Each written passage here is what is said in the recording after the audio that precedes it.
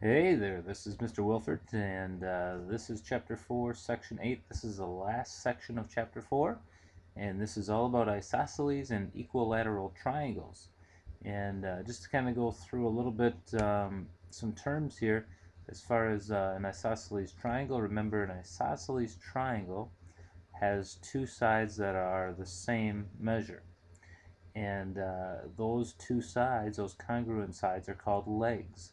And the angle between the two legs, the two sides that are equal, is called the vertex angle.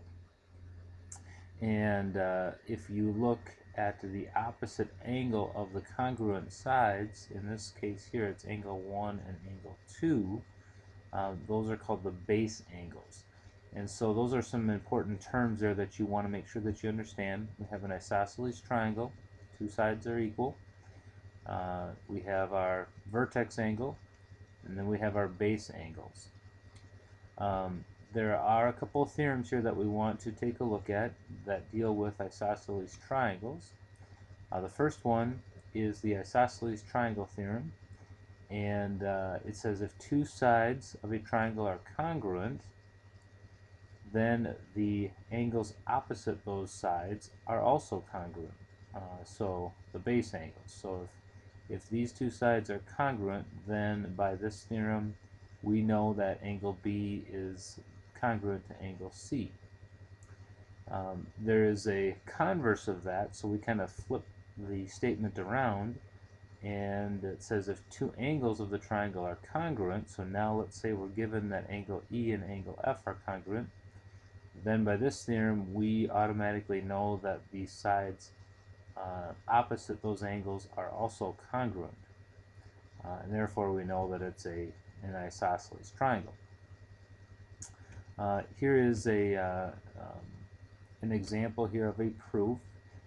You can kind of read through that, and deals with this isosceles triangle theorem. Then we have a couple of examples here. This is an astronomy application example, which is pretty interesting. If we go down here, we have some couple other examples, and these are some pretty good ones just to take a quick look at. We want to find the measure of angle C in my diagram here.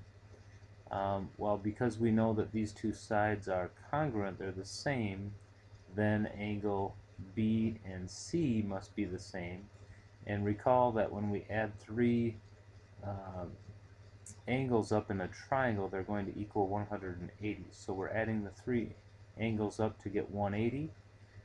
If this is angle X, if this is X degrees, angle B is X degrees, then angle C must be X degrees and 38. So we add those three things together to get 180. We do a little algebra, we solve the equation, we get X to be 71. In the same case, we can look at this sort of problem here and do the same sort of thing. We're able to take a look at those two angles. Because we have congruent sides, these two angles must be equal, so we can simply set those two things equal to each other. Real quick, a corollary to this equilateral triangle, and this is saying if a triangle is an equilateral. Remember, an equilateral triangle means all three sides are congruent.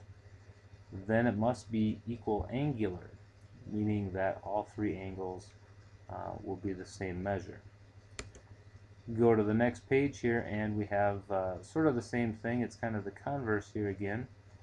If a triangle is equiangular, so now we know that all three angles are the same, then it must be equilateral. That tells us that all three sides would be equal as well.